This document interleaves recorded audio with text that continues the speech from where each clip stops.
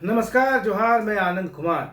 दोस्तों, एक खत जो मौत से ठीक पहले लिखा गया, जिसमें सिर्फ एक लाइन थी, हथियार डालो, ये लड़ाई जीतना अब मुमकिन नहीं है। अब सवाल है, ये खत किसने लिखा?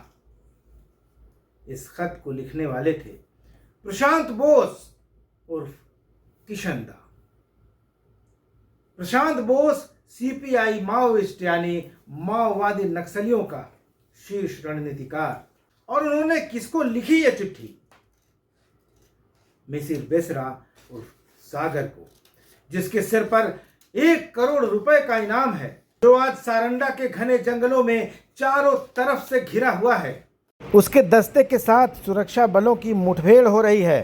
पश्चिम सिंहभूम जिले के सारंडा जंगलों में छोटा नागरा इलाके में माओवादी polit bureau member Misir Besra के दस्ते के साथ ये मुठभेड़ जारी है और 15 अप्रैल की सुबह 10 बजे से ही दोनों तरफ से रुक गोलीबारी हो रही है। तो क्या मिसिर बेसरा सरेंडर करेगा या इस एनकाउंटर में मारा जाएगा? दोस्तों, इस कहानी में सबसे बड़ा मोड़ आया 3 अप्रैल को, जब प्रशांत बोस उर्फ किशन दा की रांची जेल में मौत हो गई। किशन दा को सरायकेला खरसावां जिले के कांडरा के पास 3 साल पहले गिरफ्तार किया गया था। और किशन दा की मौत के बाद एक सनसनीखेज दावा सामने आया कि जेल की सलाखों के पीछे से 20 मार्च को लिखा गया किशन दा का एक गोपनीय, एक सीक्रेट लेटर अब बाहर आ चुका है। एक ऐसा पत्र जिसने सुरक्षा एजेंसियों से लेकर नक्सली गलियारों तक हड़कंप मचा दिया।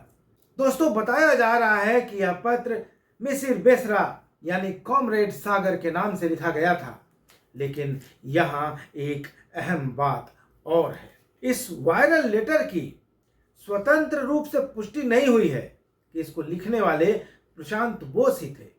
और कुछ मीडिया रिपोर्ट्स ने भी साफ कहा है कि यह पक्का नहीं है कि यह पत्र सच में प्रशांत बोस उर्फ किशन दा ने ही लिखा था। लेकिन अगर अब इस पत्र के कंटेंट पर जरा गौर करें, जरा देखें, तो यह किसी क्रांतिकारी अपील जैसा नहीं है, बल्कि एक थके हुए दिमाग की आवाज लगता है ये पत्र। इस पत्र में हताशा है, निराशा है, चिंता है और एक तरह का आत्ममंथन है, इंट्रोस्पेक्शन है। इस पत्र में साफ लिखा गया है कि संगठन अब अपने सबसे कठिन दौर से गुजर रहा है। एक ऐसा दौर जहां अस्तित्व ही खतरे में आ गया है। प्रशांत बोस ने इसमें यह भी कहा है कि मौजूदा राजनीतिक माहौल में सशस्त्र संघर्ष को आगे बढ़ाना लगभग असंभव हो गया है। उन्होंने माना कि संगठन के पास अब पहले जैसा जन समर्थन नहीं रहा है। वो जन समर्थन जो माओवादियों की सबसे बड़ी ताकत हुआ करता था, वही अब सबसे बड़ी कमजोरी बन चुका है। प्रशांत बोस ने लिखा कि सुरक्षा बलों का दबाव इतना बढ़ चुका है कि संगठन अब उसका सामना करने की स्थिति में नहीं है। सेंट्रल और ईस्टर्न रीजनल ब्यूरो, जहां से नक्सल ऑपरेशंस कंट्रोल किए जाते थे, वहां उसको बहुत ज्यादा क्षति हुई है, इतनी ज्यादा कि उसको भरा नहीं जा सकता। टॉप कैडर्स मारे जा चुके हैं या फिर उन्होंने सरेंडर कर दिया है। और यही वजह है कि दशकों तक थिंक टैंक कहे जाने वाले प्रशांत बोस अब खुद सशस्त्र संघर्ष पर पुनर्विचार की बात कर रहे थे। दोस्तों, अब जरा जमीन की हकीकत देखिए। पिछले कुछ सालों में बूढ़ा पहाड़ जैसे अभेद्य किले ढह गए। जनवरी 2026 चाईबासा के सारंडा में 1 करोड़ का इनामी अनल दा यानी पतिराम मांझी मारा गया। 25 लाख का इनामी अनमोल यानी लालचंद हेम्ब्रम भी ढेर कर दिया गया।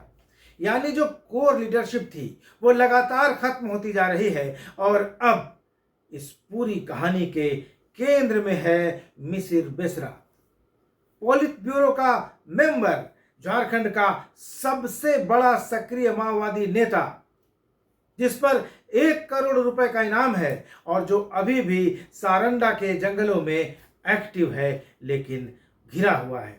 मुठभेड़ चल रही है। अब इसका नतीजा क्या होगा ये तो वक्त बताएगा।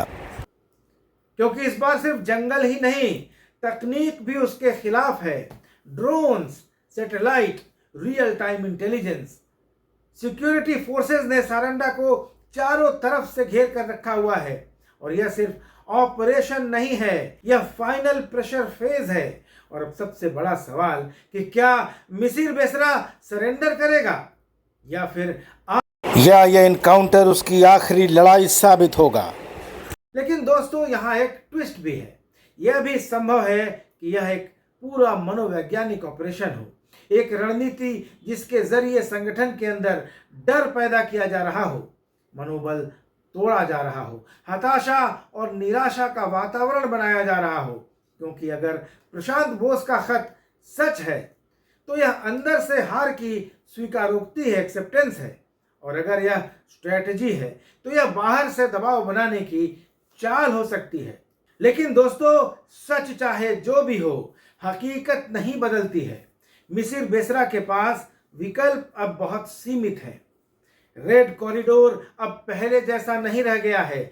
जमीन खिसक चुकी है, हिड़मा मारा जा चुका है। बस्तर और दंडकारण्य और संगठन अब सबसे कमजोर दौर में है। अब दो ही रास्ते बचे हैं। अगर मिसिर बेसरा सरेंडर करता है तो यह सारंडा के इतिहास का सबसे बड़ा टर्निंग पॉइंट होगा, और अगर नहीं करता तो इनकाउंटर होगा जैसे अभी हो रहा है।